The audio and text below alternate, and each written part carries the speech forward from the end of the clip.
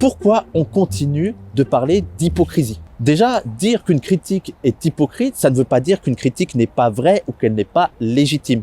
Ce qui est plutôt pointé du doigt, c'est l'émetteur de cette critique, sa probité et ses intentions. Par exemple, si un voleur, un bourgeois ou un membre du gouvernement nous dit que le vol c'est mal, effectivement, c'est vrai, le vol c'est mal. Sauf que c'est hypocrite de sa part de dire ça. J'aimerais citer l'abbé Pierre, quand on s'indigne, il convient de se demander si l'on est digne. Maintenant, on va vraiment se demander pourquoi on trouve ce Qatar bashing extrêmement hypocrite. Déjà, par rapport aux arguments mobilisés, que ce soit sur les droits de l'homme, sur l'écologie ou même les droits des travailleurs, je trouve que les pays du Nord n'ont pas vraiment de leçons à donner parce qu'ils ne sont pas eux-mêmes des modèles. Mais parfois, on a l'impression que puisque c'est le Qatar et que c'est un pays musulman et un pays du Sud, la critique se fait encore plus intransigeante. Parce que oui, on pense que la question de l'islamophobie est à mettre au centre de la table dans la manière dont le Qatar est traité. Non pas que tout s'explique par la question de l'islamophobie, mais on pense que ça joue un rôle.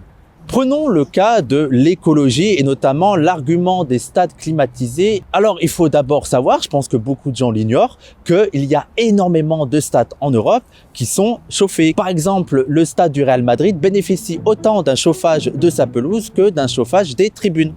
Et donc, si on trouve que les stades climatisés, c'est une aberration, je pense qu'en France, on devrait d'abord balayer devant sa porte.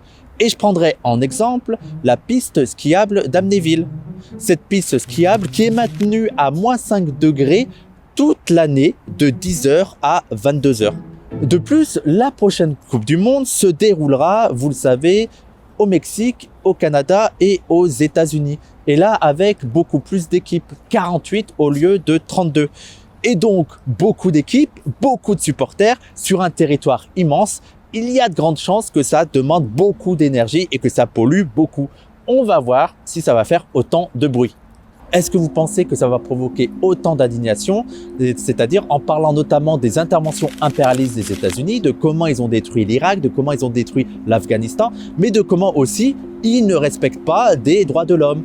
Que ce soit par exemple dans la prison d'Abu Ghraib ou la prison de Guantanamo, qui est toujours ouverte. Prenons maintenant le cas des droits humains et notamment la question des droits des travailleurs ou le droit des minorités.